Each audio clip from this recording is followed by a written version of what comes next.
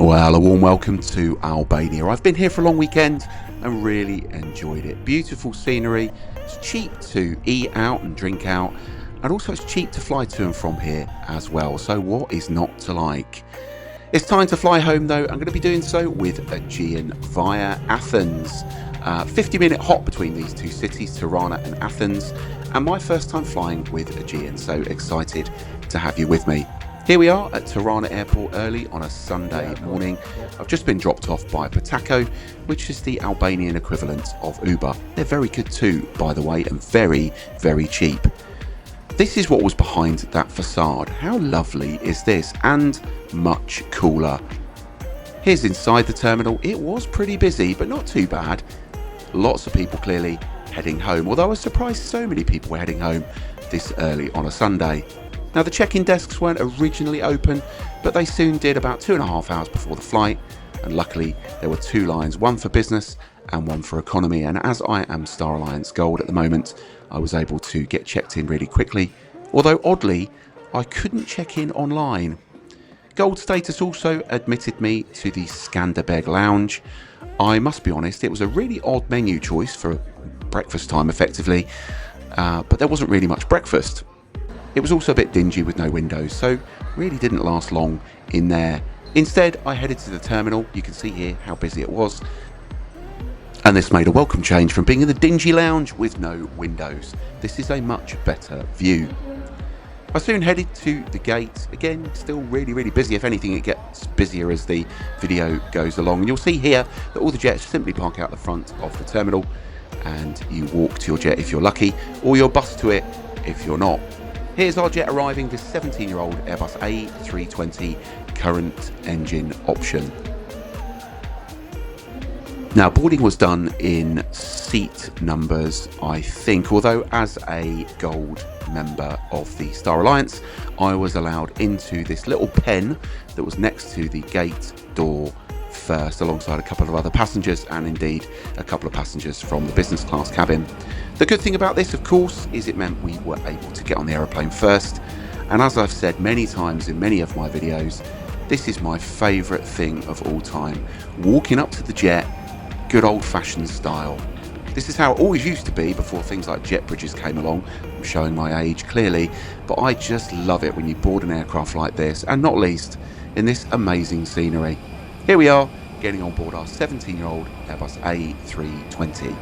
First time with Aegean, so excited to see how this flight goes. Now, the only thing with boarding first is it can often mean you take an age to actually get underway because you're waiting for everybody else to get on board. But boarding was super efficient with Aegean and we were up and running really, really quickly. Just wanted to mention that. Really warm welcome as I boarded, and I've covered the faces of the crew just for their privacy.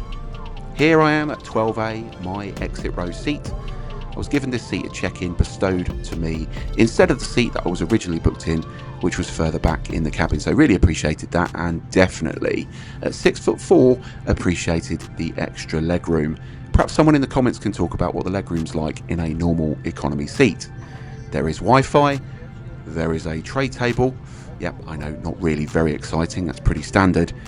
And then above us we did have air vents as well, which was very welcome. It was quite warm, so nice to be able to control the level of air getting to you. Oh, and result, there was no one in 12B, so felt a bit like being in European business class. Oh, and this was a bit of a blast from the past too. This is one of the few airlines that still produces a magazine. Had a good flick through that on the flight. It was something to do on the basis there is no IFE, which of course is common for most economy seats on a European airline. So as we turn onto the runway, it's early doors of course, but so far so good with Aegean. It feels like a full service carrier and I'm really liking it so far. Anyways, I'll go quiet for the takeoff.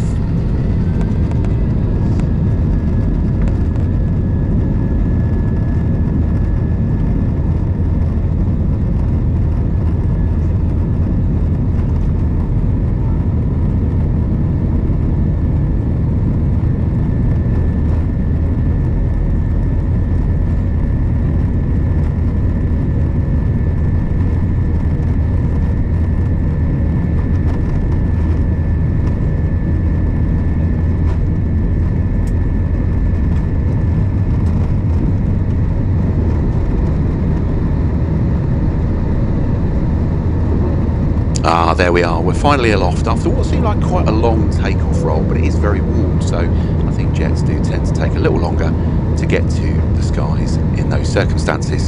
Some beautiful scenery on our left wingtip, and before we know it, we are up in the cruise and ready for service to begin. And this is where Aegean differentiates itself from other carriers. This was the snack we got for this 50 or so minute flight.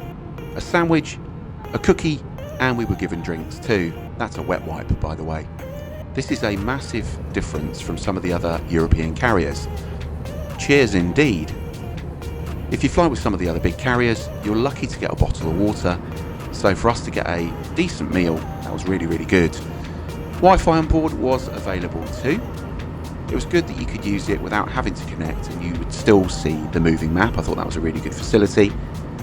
If you're part of their loyalty scheme, you'd get free access to Wi-Fi, which is quite common nowadays.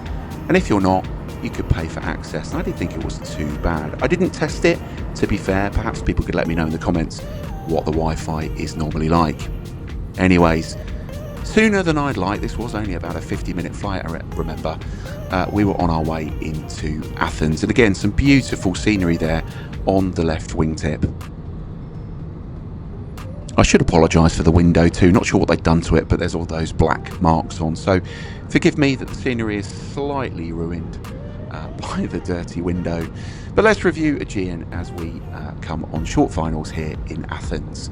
So this was a really cheap flight. It was on time, the crew were great, the seat was relatively comfortable. Not sure how I'd have felt if I'd have been in it for 4 hours or something, but ultimately it was comfortable for the flight I took.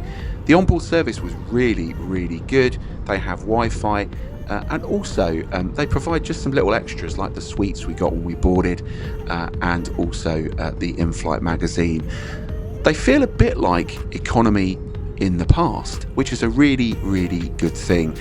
I'd go out of my way now to fly Aegean again because on this experience, I think they're about the best economy carrier in Europe. Again, that's subjective, that's based on my review, but really, really good. I couldn't really fault anything about them. The whole flight was really seamless. Even the boarding seemed to be better organised than I've seen with other airlines. So they are definitely somebody I'd recommend and somebody that I will search out again when I come to Greece next year. Oh, but it was all going so well. So a remote stand at Athens. Oh well, you can't have it all, can you? But we were soon back in the terminal and I was on my way. Here's another look at the cabin as we walk out. That's the business cabin there, which is the typical European business layout. So if you're new to the channel, do subscribe to follow me on my other adventures. And if you've already been here for a while and are already subscribed, just a very massive thank you for following me and humouring me on my adventures. If you've flown with Aegean, perhaps let me know in the comments how you got on, and I look forward to seeing all of you on the next video very soon. Thanks again for watching.